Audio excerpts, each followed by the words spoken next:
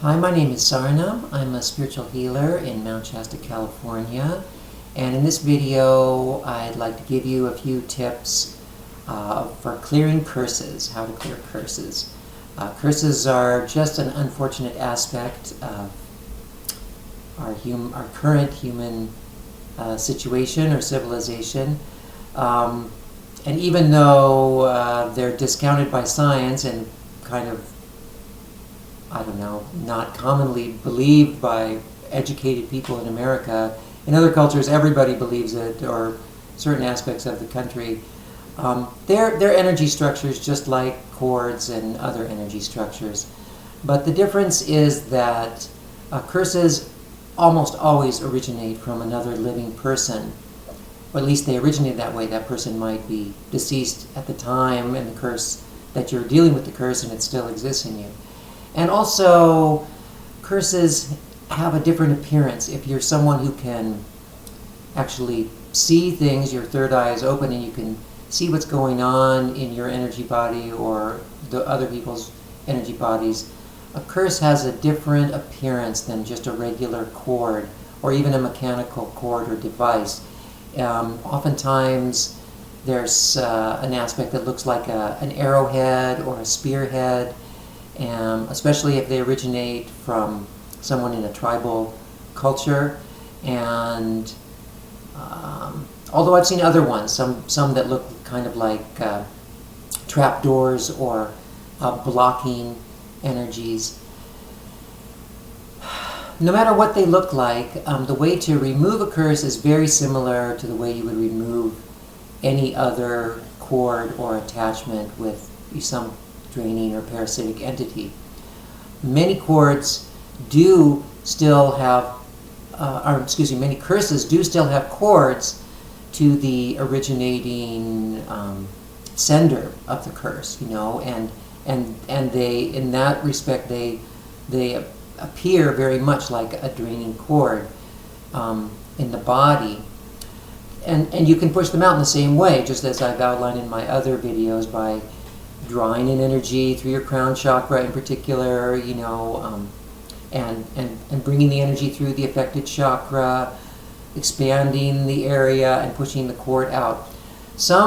That's another difference with curses. Not all curses are connected directly into a chakra. Some will be in an organ or even in some other part of the body, just like a knife wound or a spear wound. They could be in another location. So you have to identify where the curse is so you can push it out.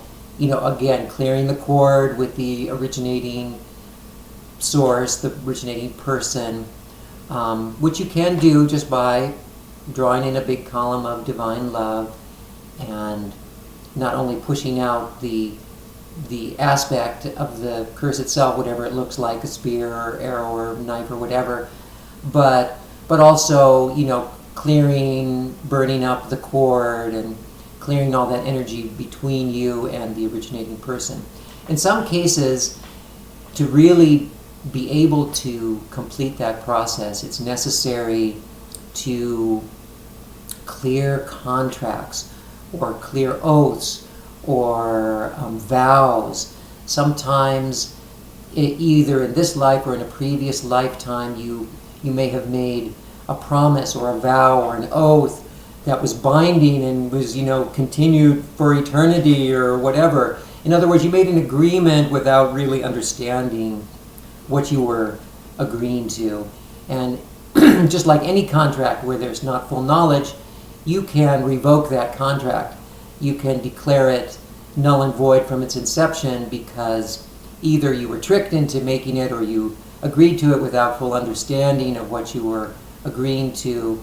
And that is oftentimes very important, especially if you were in some kind of society or group, and you made these strong vows or agreements, and then you maybe did something to anger the group or felt like it was a violation of your agreement.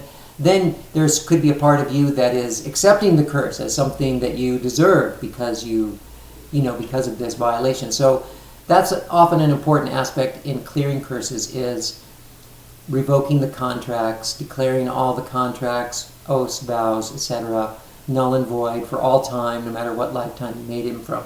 That's another aspect of curses, is that I would often see curses that stem from other lifetimes. Those typically won't have the cords still attaching to them from the originating sender, but the actual appearance of the device, whether it be like a small spear or arrowhead or whatever, will still appear to be embedded in the person's etheric body. So those obviously clear more easily than ones where there is still a cord attached, but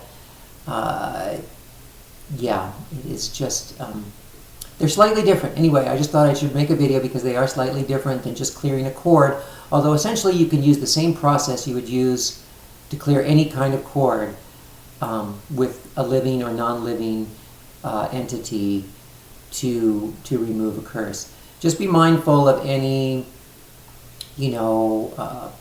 certain aspects of the curse that feel, intruding, like a knife or a spearhead, that you need to fully push out of your field.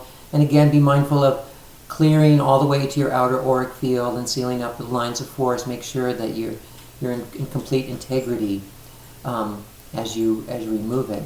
One other thing I want to point out is that some people who cast curses will get involved with other dark or malicious spirits or parasitic entities, and so those can be attached to the curse. And even if the person is not consciously involved with them, then because it creates a break or an opening in your auric field, sometimes another entity can kind of come in on that same etheric wound, you might say, and cause interference there. And so in a case like that, you have to clear both the the parasitic entity or cord and the structure or device of the curse. All these structures, all these spear-based structures, no matter what they look like, whether it looks like a knife or a spear or whatever it looks like, they can all be dissolved in the pure light of divine love.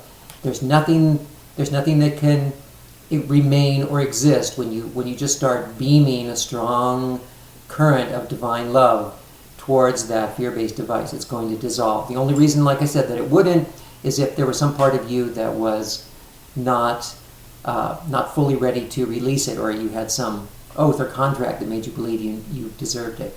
So those are just a few points I want to go over that are a little different than the standard procedure for removing cords to clear curses. And if you need more help, you can always contact me at my website, which is www.saranam.us, saranam.us.